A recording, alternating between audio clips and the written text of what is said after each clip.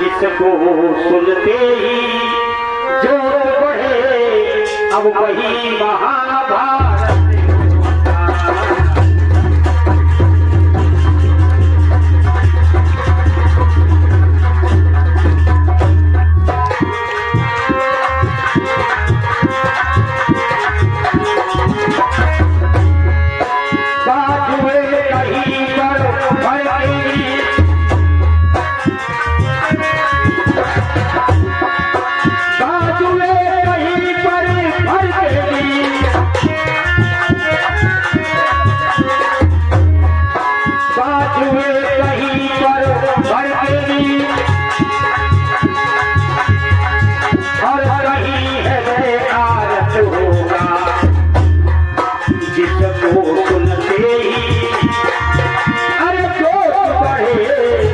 अब वही महाभारत होगा।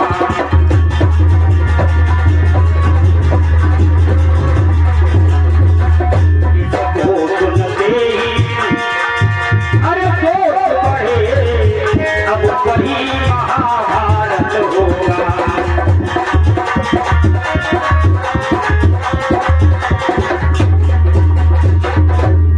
वैसा पार रहते चले जाए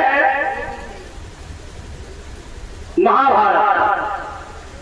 इसमें कहा जाता है कि आखिर महाभारत क्यों हुआ, तो सबसे मुख्य कारण बताया जाता है द्रौपदी की हंसी के ऊपर महाभारत हो गया। इसमें एक यही कारण है, अगर पितामह में पितृभक्ति से प्रसन्न होकर अगर आजीवन ब्रह्मचर्य न लिया होता तो महाभारत नहीं होता।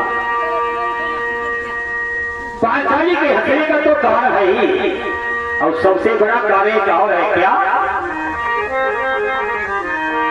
कि राम की न चाही सोई होई और करई अन्यथा नहीं हो।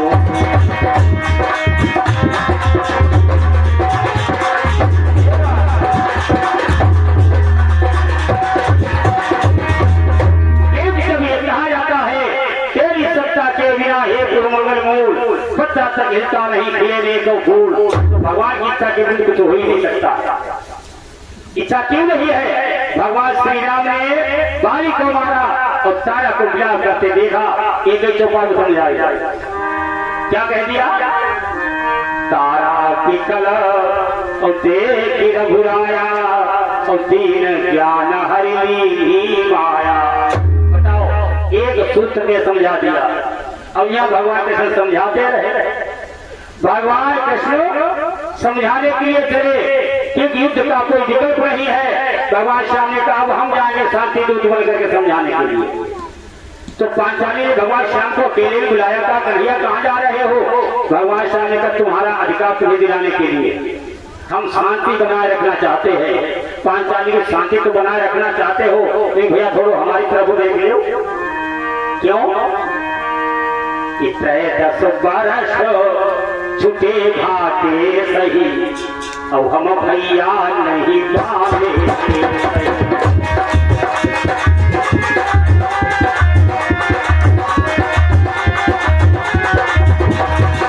अरे हमारा संकल्प है जब तक दुशासन की छाती का लहू नहीं मिलेगा, एक केस बनेगा नहीं। 13 वर्ष हो गए खुले हुए। इसका मतलब है कि सारे जीवन खुले रहेंगे। भगवान श्याम से यहाँ कोई तीसरा तो नहीं है, उनके यहाँ कोई नहीं। उनके तुम हमको जाने दो, हम जाएंगे और समझाएंगे और हमें पता दुर्योधन मानेगा नहीं। ऐसा भी हो सकता है कि भगवान श्याम समझावे कोई माने? इसका मतलब समझाना चाहते नहीं है। भगवान श्याम जी हम जाएंगे और समझाएंगे और वैसे युद्ध न हो तो अच्छा है। क्यों? तुम परेशान जिनके लिए हो। अरे पांचाली,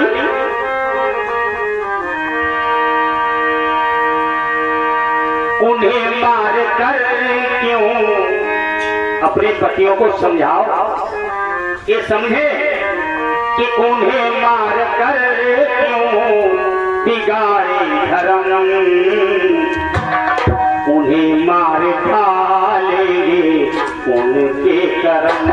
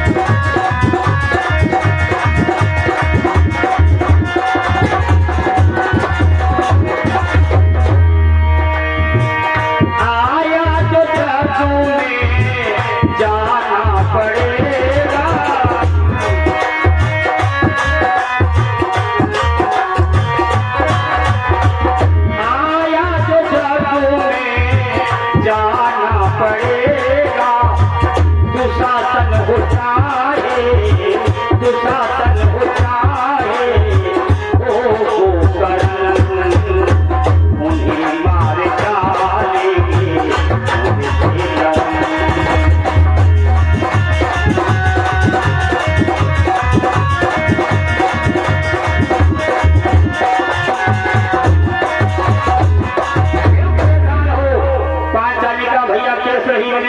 भगवान श्याम के हम बने रहते जरूर बने। जाने दो, भगवान श्याम ने दुर्योधन को समझाया, समय का अभाव है। भगवान श्याम ने समझाया, दुर्योधन की समझ में नहीं आया। बस खाली जब मेले में कहा प्रभु भगवान कृष्ण समझाते रहे, नहीं समझ आया। हाँ नहीं समझ आया, क्यों नहीं समझा? उसे मानना चाहिए था। तो कहने लगे वैष्णव पाए जब मेले से राजा सुनो, वो इसलिए नहीं समझा कि कारण सकाबो रण का निवारण, कारण ही कुछ ऐसे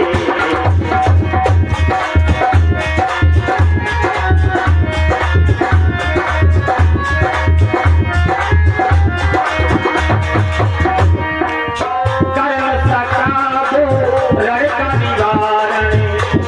भगवान श्याम समझाते रहे, अब सपा ने मुझे को बताते क्यों नहीं माना हो?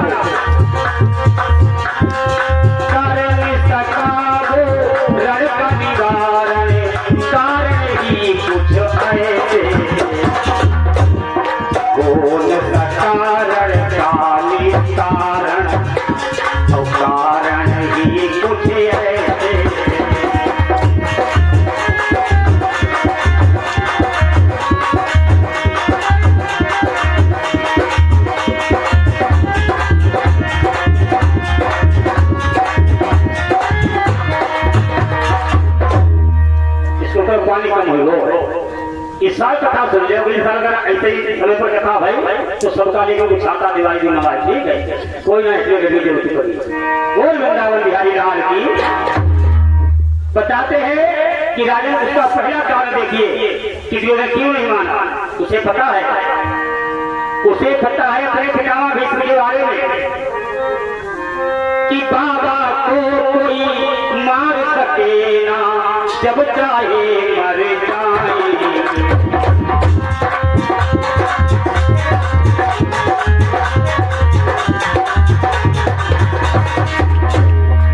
पांडव दल में कौन टिकेगा जब वो धनुष उठाए।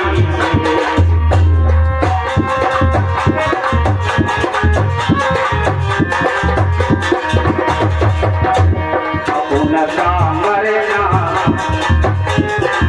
उनका मरना नहीं साधारण, कारण ही कुछ ऐसे।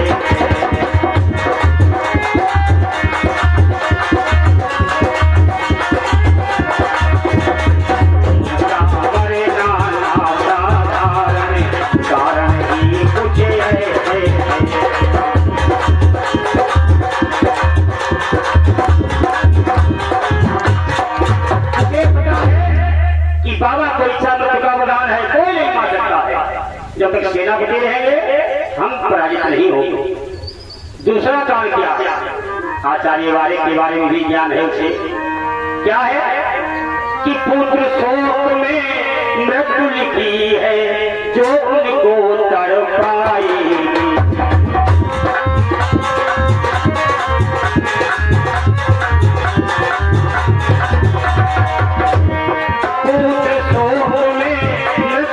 है जो उनको तड़पाए।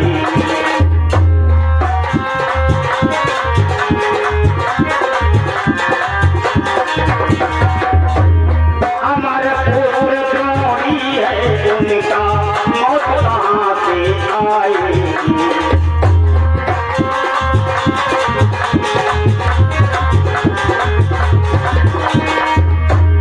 सोच नहीं कुछ किए अकारण, सोच नहीं कुछ किए अकारण, कारण ही कुछ ऐसे।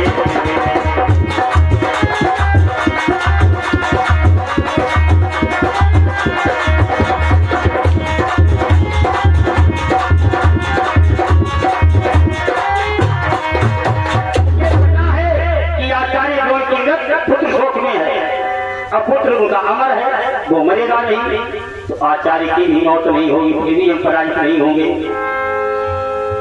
अपने मित्र की तरफ देखा। तीसरा कारण यह है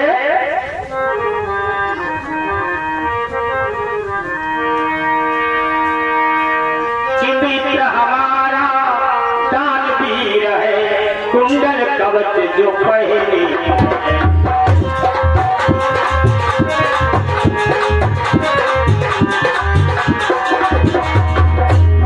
मित्र हमारा दानवीर है, कुंडल कवच जो पहने।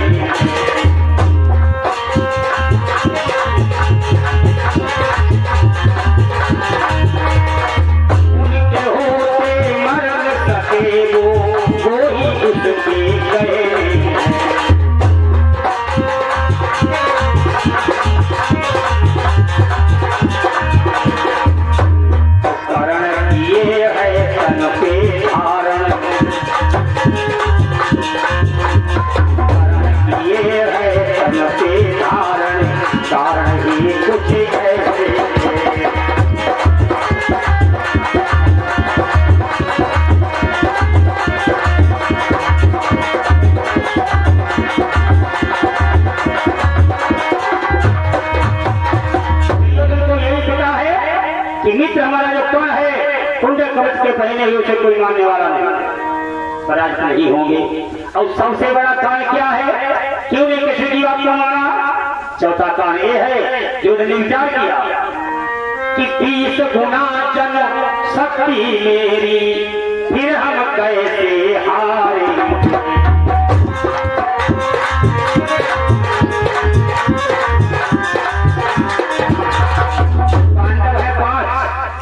और हम 100 और 20 25 उनसे 20 गुना हम ज्यादा है, हार हो ही नहीं सकती है। 30 गुना जन शक्ति मेरी, फिर हम कैसे हारे।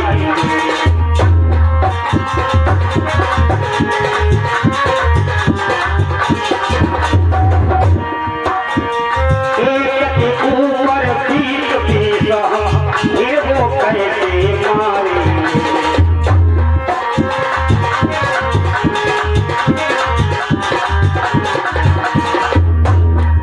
ये अभिमान किए है धारण, ये अभिमान किए है धारण, कारण ही कुछ ऐसे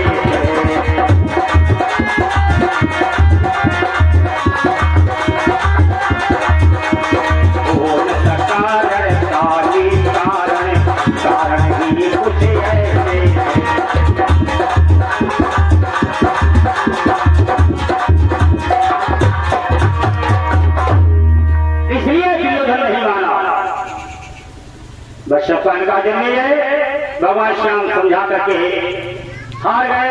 जो दिन के साथ कह दिया तुम्हें पंचायत के बीच में नहीं आना चाहिए, ज्यादा बकवास करोगे बंदी बना देंगे। भगवान श्याम ने कब तो बंदी बनाना चाहता तो बंदी बना के दे। मैं तेरे हित के लिए आया हूँ। मैं आज भी कहता हूँ कि पांडवों का अधिकार पांडवों को दे दे। उसने कहा पहले अज्ञातवास ले जाए, वनवास एक मैंने भंग किया है, उन्हें जाना होगा। और नहीं तो भगवान श्याम ने कहा अगर नहीं मानते हो तो फिर युद्ध हो जाएगा। तो युद्ध कि भगवान श्याम तो नहीं चाहता, कहना नहीं चाहते, कहलवाना चाहते उससे का युद्ध हो जाएगा, छोड़ेगी नहीं अधिकार। उसे युद्ध के लिए हम तैयार हैं। भगवान श्याम वैसे हमें देना चाहता, ऐसा करो अधिकार नहीं देना चाहते कोई बात नहीं, दूसरा विकल्प है हमारे पास। क्या? उन्हें अधिकार उनका मत दो, तुम केवल 5 गांव दे दो, हम 5 गांव से उनको संतुष्ट कर देंगे, तुम्हारा युद्ध नहीं होगा। कि बोलो भगवान श्याम सुनी और दे देना, हम चाहते नहीं, युद्ध होना चाहिए। भगवान श्याम के दिए क्यों बताइए, हम बताओ। सुनो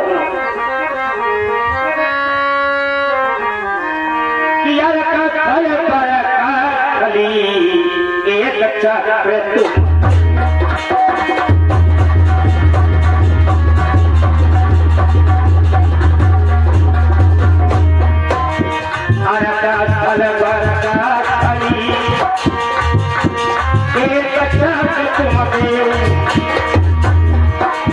नगर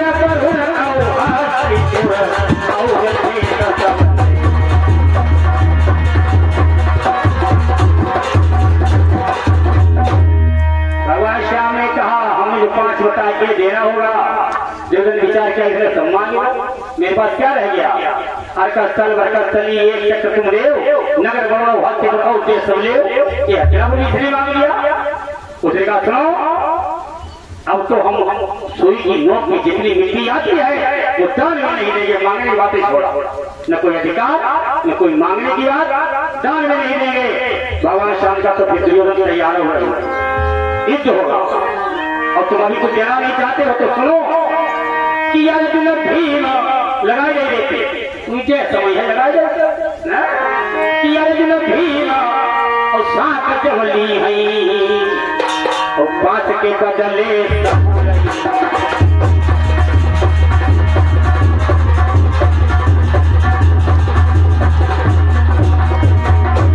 अर्जुन भीम 7 जवली और 5 के बदले सबलई है।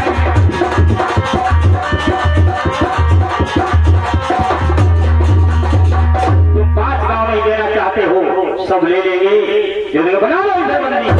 तो व्यास भगवान ने दिखाया, सब भयभीत हो गए और लौट करके आके कहा पांडवों से अब युद्ध का कोई विकल्प शेष नहीं, अब तो युद्ध ही होगा।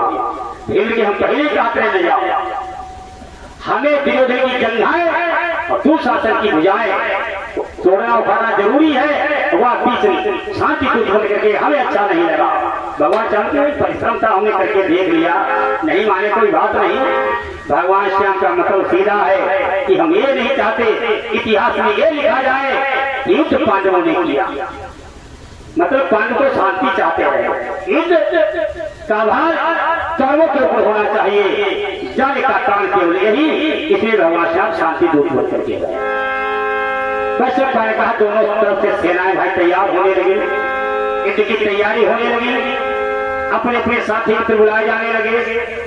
दुर्योधन अर्जुन तो पहले ही भगवान श्याम से शांति दूत जाकर के द्वारिका से अपने अपने पक्ष में करने के लिए गए थे। जहाँ भगवान श्याम ने अपनी नारायणी सेना दे दी थी दुर्योधन के पक्ष में और भगवान कृष्ण के पक्ष में आ गए थे। अब देखिए, जब जमावड़ा एकत्र हुआ तो कौरवों के पक्ष में 11 छोड़ी सेना आई और पांडवों के पक्ष में 7 छोड़ी सेना आई। भगवान श्याम का दिन देखिए, तुम्हारी सेना कम है 7 छोड़ी और कौरवों की सेना 11 छोड़ी, वो 100 भाई है। अब देखिए सेना दोनों तरफ से तैयार है, कुल मिलाकर 18 छोड़ी सेना एकत्र हुई। सबल सिंह ने अपने महाभारत में चौड़ी का प्रमाण बताया है कि रथ पर एक रथी छवि पावे और पीछे 50 गज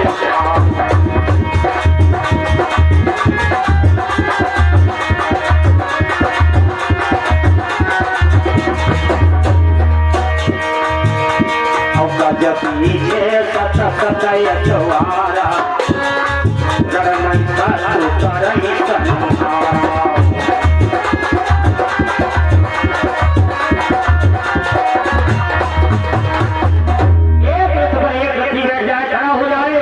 उसके पीछे 50 हाथी खड़े किए जाए और प्रत्येक हाथी के पीछे रथ पीछे 50 हाथी के पीछे प्रत्येक हाथी के पीछे 100 घोड़सवार खड़े किए जाए और फिर एक एक असबार पाछे और 100 पैदल दौड़ैया से।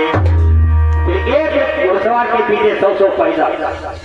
जब इतनी सेना हो जाए उसे एक रथी कहा जाता है। 50 हाथी, प्रत्येक हाथी के पीछे 100 घोड़सवार, प्रत्येक घोड़सवार के पीछे 100 पैदल, तब होती है सेना। क्या है? जब इतनी सेना हो जाती है वैश्वपाल का जमीन 18 थोड़ी सेना वो भयंकर संग्राम होने जा रहा है। ऐसी 10 सेना सेना 18 चोरी, प्रत्येक हाथी के पीछे 100 घुड़सवार, प्रत्येक घुड़सवार के पीछे 100 पैदल, इसे एक रथी कहा जाता है। अब ऐसे रथी 5 सत आवे, जब 500 रथी हो ताकि सेना एक कहावे। ऐसी 10 सेना जुड़े पत्नी कहिए ताई, और 10 पत्नी जुड़ के चले कही पाई, 10 बाही जुड़ के जब आवे तब एक छोड़ी फौज का आवे, एक छोड़ी सेना बनती है। अब कुल मिलाकर 18 छोड़ी सेना है, 11 कौरवों की और 7 पांडवों की सेना निकल के कुरुक्षेत्र प्रांगण को नियुक्त किया गया। यहाँ युद्ध होगा। अपने अपने समूह शिविर लग गए। दोनों पक्ष के संध्या का समय है। पितामह को दुर्योधन ने कहा, बाबा हम तुम्हें सेनापति बनाएंगे। बाबा ने सेनापति हम बनेंगे, लेकिन समस्या है जब तक हम युद्ध करेंगे तब तक सूत पुत्र कर्ण हमारे धस्ते युद्ध नहीं करेगा।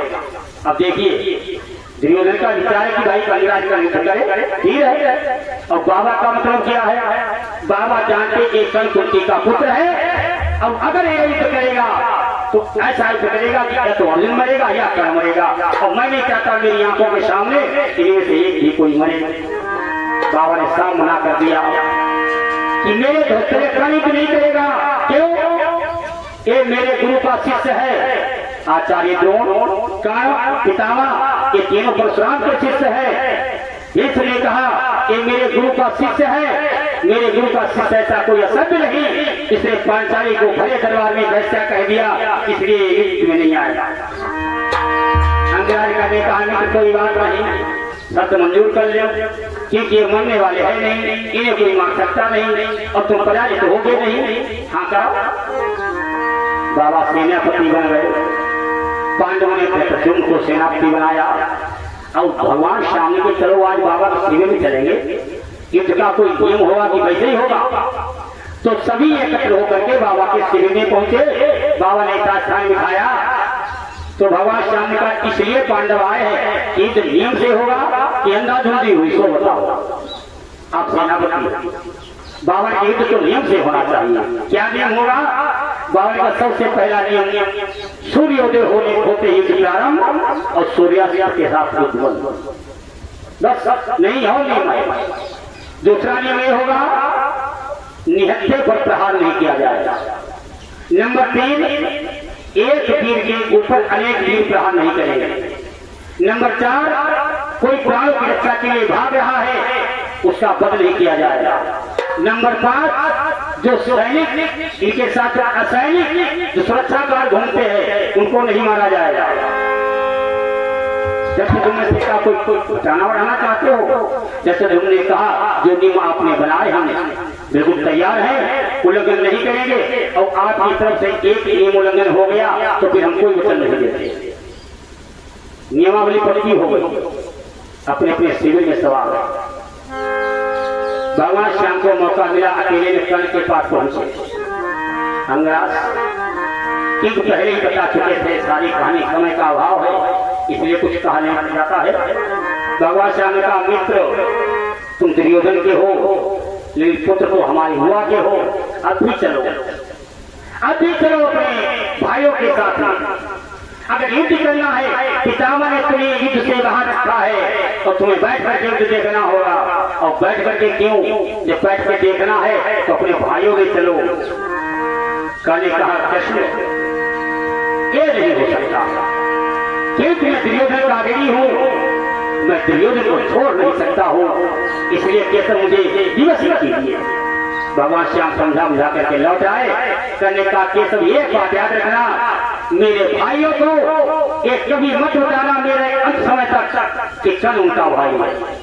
क्योंकि अगर ये जिससे को पता चल गया कि मैं उसका भाई हूँ तो वो अपना मुख मेरे शीश पे रख देगा, और मैं दुर्योधन के एहसान के पहले दबा हुआ हूँ वो मुख में दुर्योधन को उतार करके दे दूंगा। ये भाइयों के साथ में अन्याय हो जाएगा, क्योंकि राज्य करने के योग्य तो मेरा अधिष्ठित ही है। ये सब ये निश्चित है कि मेरा अंत होना निश्चित है, कौरवों का निश्चित है, और पराजित भी कौरवों को ही होना है। जाओ आकर के विश्राम किया। प्रातः काल होते युद्ध की तैयारी।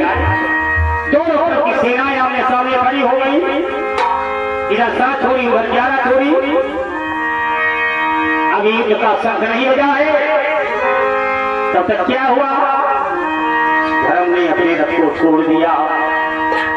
रथ छोड़ दिया, पैदल भागे और कौरव दल में जाते हैं।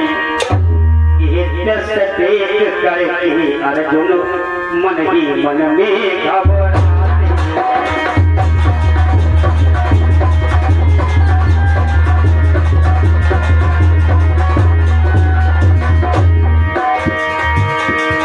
रथ छोड़ दिया पैदल भागे, धर्म छोड़ दिया रथ, पैदल जा रहे हैं।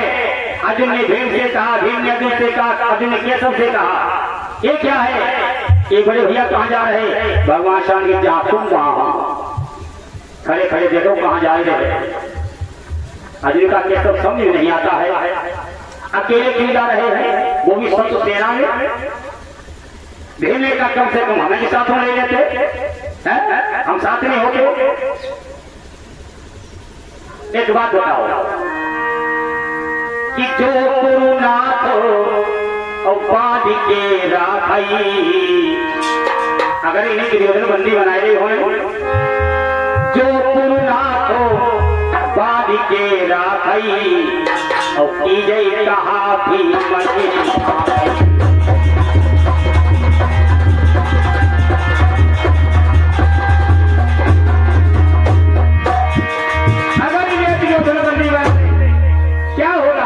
इससे कहे खड़े पत्र निकले हुए तो हम लोग खड़े रहेंगे तो हार जाएंगे। भगवान श्याम ने कहा अर्जुन क्या सोचते हो, जाके नहीं जाने दो। ये अर्जुन धर्म महात्मा को, ये अर्जुन धर्म महात्मा को अपनी मर्यादा निभाने को।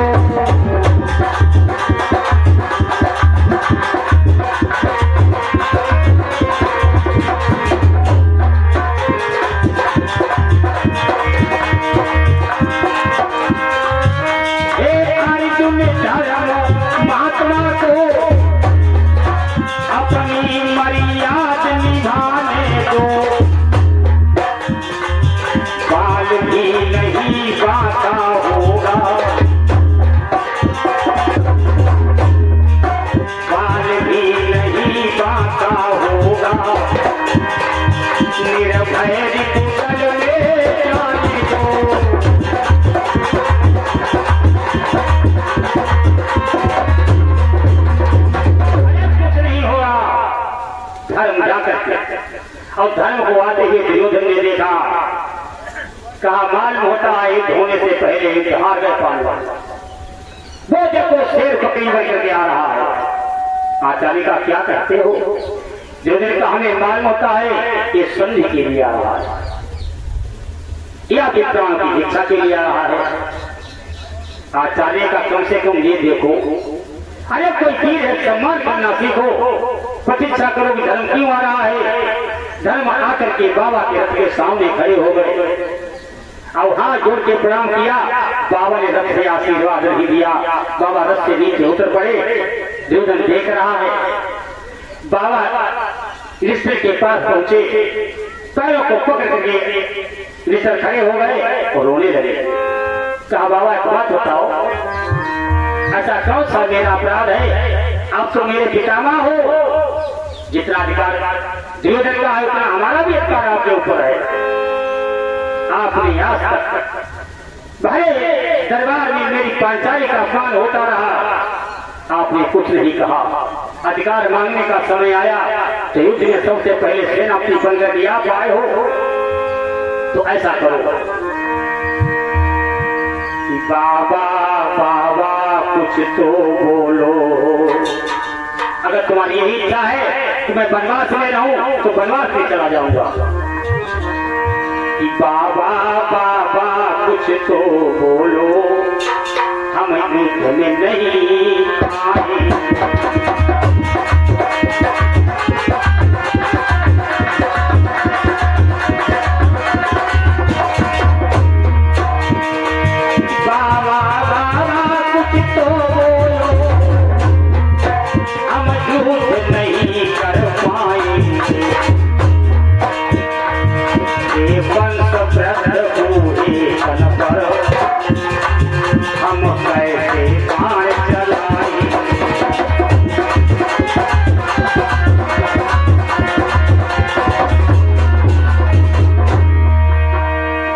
चिर बाबा ने अंगुली पकड़े चलना सिखाया, जिनकी गोद में हमें बचपन बिताया, उस वृद्ध शरीर पर बाल बता कैसे चला पाएंगे।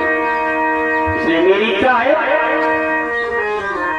आज्ञा दे दो हे वंश वृद्ध, हम लौट बनों को छाएंगे।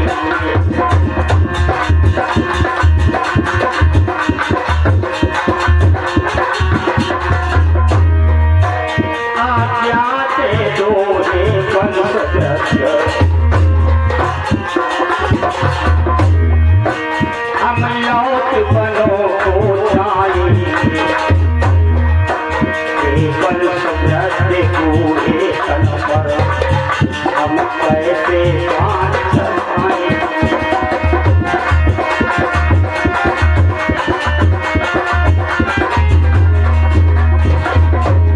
हम आपसे इस युद्ध का आदेश लेने के लिए आए। बाबा ने कहा, अधिकतर अगर मेरे पास तुम नहीं आते तो मैं समझ लेता कि तुम मुझे गैर समझने लगे हो। और याद रहे, तुम युद्ध का आदेश लेने के लिए आए और न आते तो श्राप दे देता। दूसरी बात, युद्ध करना तुम्हारा धर्म है, युद्ध करो। कि जाओ बेटा युद्ध करो, तुमको आशीष हमारी है। ये मेरा आशीर्वाद है कि जाओ बेटा युद्ध करो, तुमको आशीष हमारी है। इस आदि मध्य में, इस आदि मध्य में कुछ भी हो, पर अंत में विजय तुम्हारी है।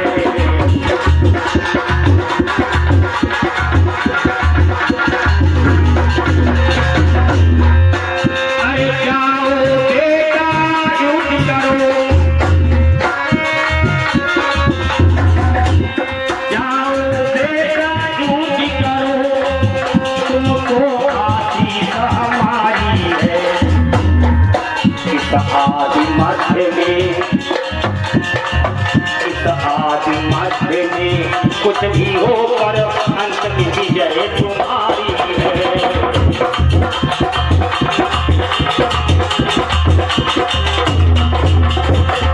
अरे युद्ध करना तुम्हारा धर्म है, जाओ युद्ध करो। मेरे पास तुम्हारे लिए कुछ नहीं है, दे सकता हूं केवल घाव, लेकिन युद्ध का परिणाम कुछ भी हो, विजयी तुम्हें होना है। इसलिए जाओ पुत्र, विजयी भवो। जो दुर्योधन ने देखा, सेनापति हमारे और विजयी भव उधर, हमें मालूम होता है कि हमारे अंदर बड़ी फूट फाट चल रही है। एक पितामह हमारे सेनापति और विजयी भव उधर कर रहे हैं। आशीर्वाद लेकर के धर्म आगे आचार्य द्रोण की तरफ बढ़े, हाथ जोड़ करके खड़े हो गए। गुरुदेव रथ से नीचे उतर आए, पैरों का स्पर्श किया। गुरुदेव अभी तुमसे करेंगे। आचार्य ने कहा, धर्म मैं विवश हूं, मैं विवश हूं, लेकिन जाओ। गुरु चरण गए गुरु बोल पड़े, गुरु चरण गए गुरु बोल पड़े, तुमको आशीष हमारी है।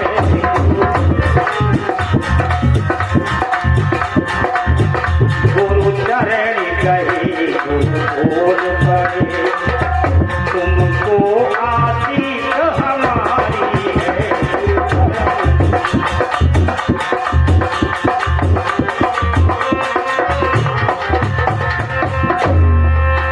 गुरु चरण गए गुरु बोल पड़े, तुमको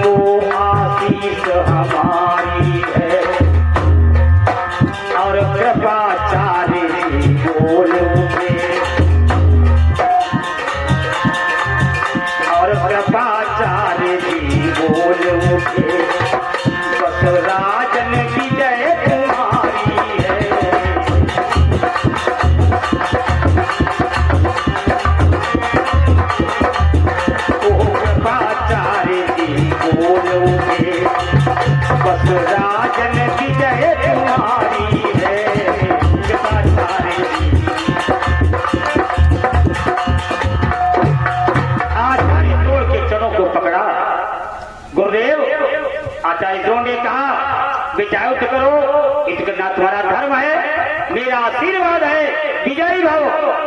दुर्योधन ने कहा मानवता सब गद्दार हमारी पार्टी है, ये आचार्य विजयी भव उधर कर रहे। कृपाचार्य के पास प्रणाम किया, कृपाचार्य ने कहा विजयी भव। धर्म आशीर्वाद लेकर के लौट पड़े, अपने रथ के पास आ गए।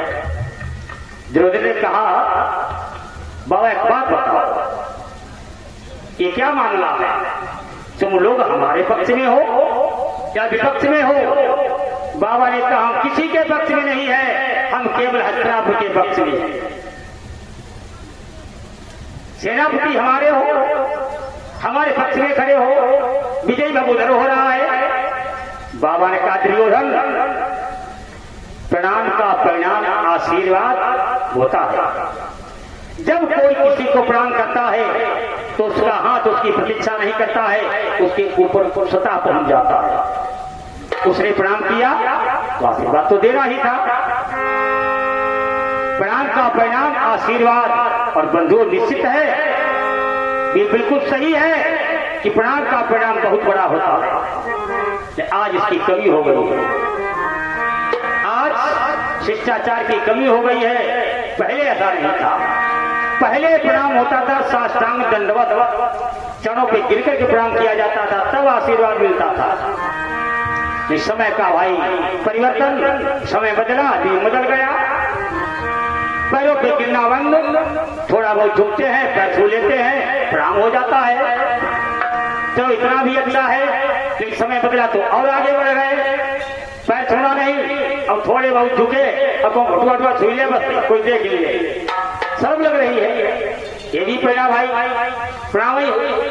आज परिवर्तन हो गया, अब उन्होंने उधर पे हाथ मिलाया, उन्होंने हाथ मिलाया और मिला के दबाया और खींच लिया, जाकर दूसरे गिरा जाएंगे। ये भी प्रणाम ही है। अब तो सबसे आसान आ गया तरीका, अब इतना बढ़िया आया है कि जब कोई किसी के आता है और जब वो जाता है तो भेजने वाला और जाने वाला ऐसे कर। अब इसका मतलब नहीं समझ में आता है कि जाने वाला क्या कहता है, वो शायद यही कहता होगा कि वो मनाई है, और भेजने वाला कहता हो ना आई हो, और क्या मतलब है? और चाचा हुआ चाचा हुआ क्या होता हमको नहीं जानते हैं, इतना जानते सीधा आते ही है कि अपना आई हो, और कहता हूँ मनाई ये आशीर्वाद। प्रणाम का परिणाम आशीर्वाद। एक प्रसंग है छोटा सा,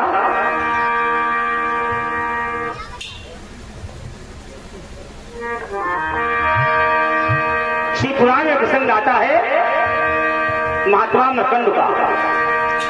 मृकंडु एक महात्मा थे जो काशी में निवास करते थे। उनके कोई संतान नहीं थी, संतान से परेशान। उन्होंने भगवान शंकर की प्रार्थना की, स्तुति की, आराधना की। भगवान भोलेनाथ से प्रसन्न करने के लिए उन्होंने क्या किया, भगवान शंकर का ध्यान लगा करके कहने लगे